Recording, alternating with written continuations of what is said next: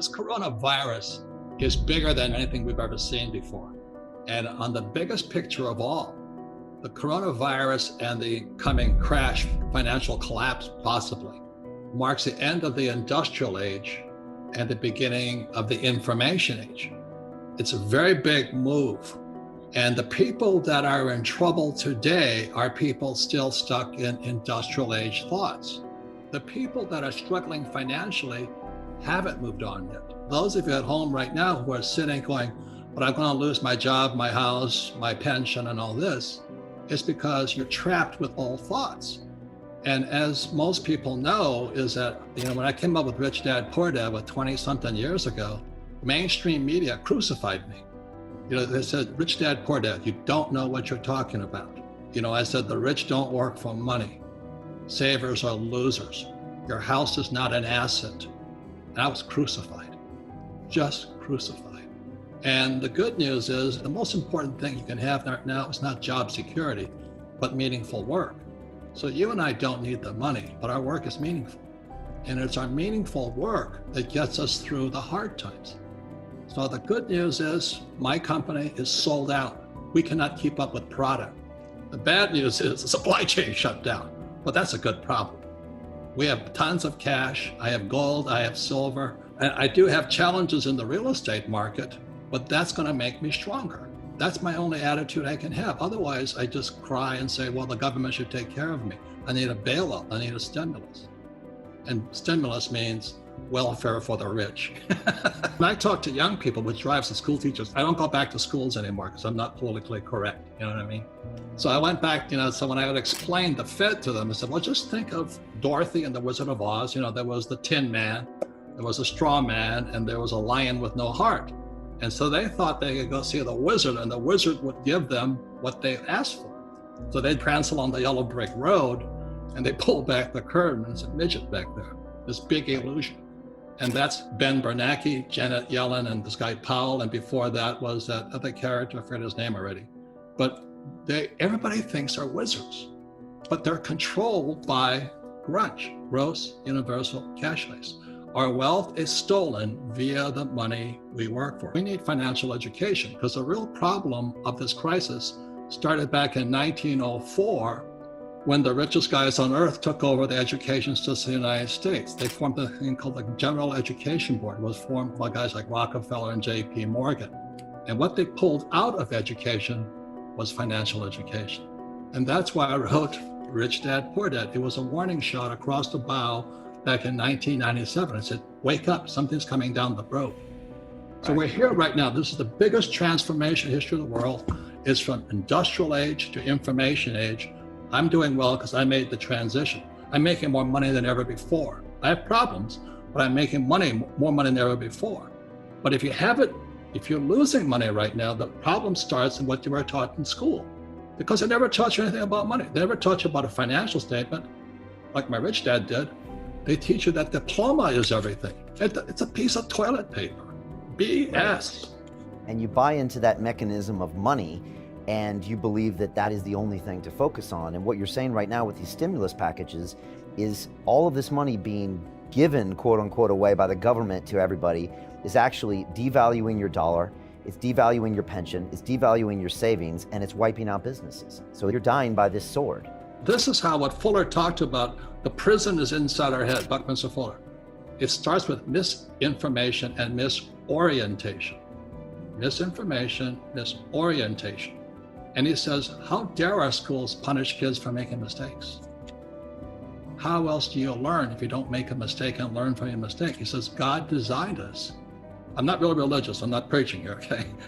God designed us to learn by making mistakes. For instance, a baby learns to walk by falling down. Baby learns, to ride a bicycle by falling off the bicycle. Tiger Woods, the greatest golfer ever in history of the world, because he made more mistakes than you and I did. But our schools punish you for making mistakes. 2008, it was, those credit default swaps. It was for residential real estate, so they bailed them out. This next crash is for the hedge funds and private equity that invested in all this commercial real estate. So I have another $100 million project coming out. I just got bailed out. I just got backed up by the Fed and the government.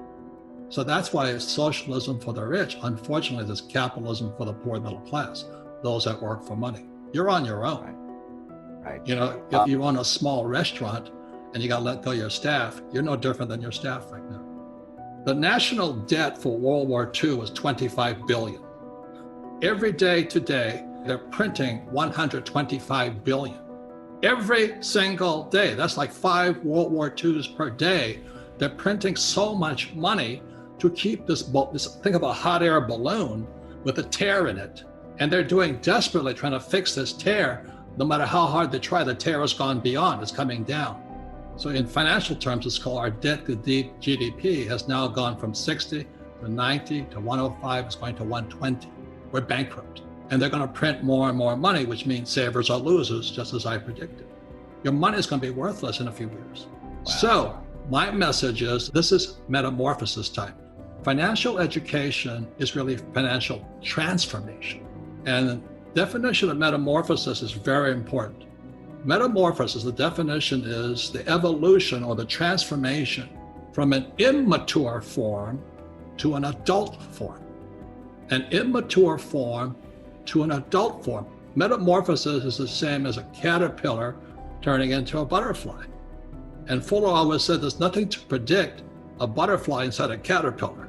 So everybody listening right now, if you're struggling financially, just think of yourself as a little caterpillar. And this crisis is your cocoon. The question is, what do you emerge as? Do you emerge as a victim? You know, the world did it to me, and the capitalists are crook, and the rich are bastards, and all this stuff?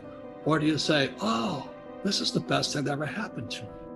The choice is between your head, your heart, your body, your mind, your spirit. That's where the choice, the metamorphosis, the evolution or the transformation from an immature form. You know, mommy, daddy are going to take care of me. Mommy and daddy are going to pay for my education. The government's going to give me Social Security. I have a 401k. You know, my employer is an asshole. You know, You're going to evolve from that into an adult.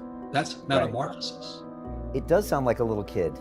If you grow up mentally, emotionally, spiritually, physically, financially, and health-wise, voila, this is the best thing that happened to me. But if you're still a victim, you're not going to make it. The metamorphosis begins when you look in the mirror. And it's just like when I was going to blow this little boy's head off in Vietnam. I said, why am I doing this? You know, why am I going to kill this little 10-year-old boy? And he was a Viet Cong. I mean, I was justified by the rules of engagement to shoot him. But one day I wondered, why am I doing this? And if you're standing in front of the mirror today, you know, with this coronavirus and looming depression, how did I get here is the question. What don't I know? What did my information, education, cultural background, what did not prepare me for today?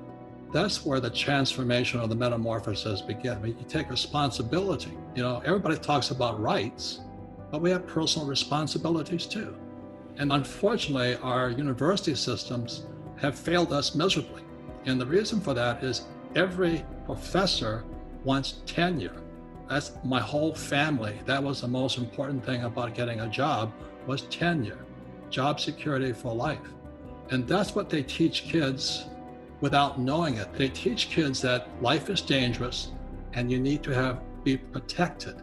So they're immature. College professors are some of the most immature. They might be very smart mentally, but immature financially. They can't take care of themselves. So they're teaching kids to be victims. You know, that's why these trigger mechanisms and you can't say words that are hurtful and all this stuff.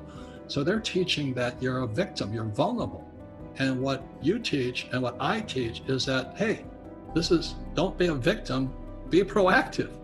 Can you just talk me through a few asset classes and explain kind of what's going on? Because I still think it's important for you to walk us through some basics, Robert, and whether that's real estate or oil or gold and silver, which you call God's money. Maybe you can give us all just a quick education on kind of some of that stuff. And I also heard you talking about something called the US crypto dollar. I don't know, maybe you could define some of those things for us right now. Well, gold and silver were here when the earth was formed. Do you know what I mean? It'll be here long after we're gone. It's God's money. God made it. And you know, in our language, it's called counterparty risk. There's no counterparty risk. Your counterparty is God. That's pretty good. That's like a co-signer is God. You know, I mean, the banks will back you up. Who's your co-signer? Jesus, Buddha, Muhammad. You know, okay, we'll give you the money. So gold has that. Now gold goes up and down because the gold market is manipulated. You know, the futures market, the ETF market, GLD, SLV, and then physical gold. So the thing I think is interesting is the price of gold goes down, but you can't buy any gold at the physical market. So the futures market is coming down, the GLD price is coming down, paper market is coming down, but physical, you can't get anything on it. Why? It's because the rich are hoarding it. The rich are hoarding gold and silver like toilet paper and guns. The poor and middle class are calling their financial planner, and the financial planner is telling them to stay in it for the long term. And meanwhile, the rich are getting out. Wake up.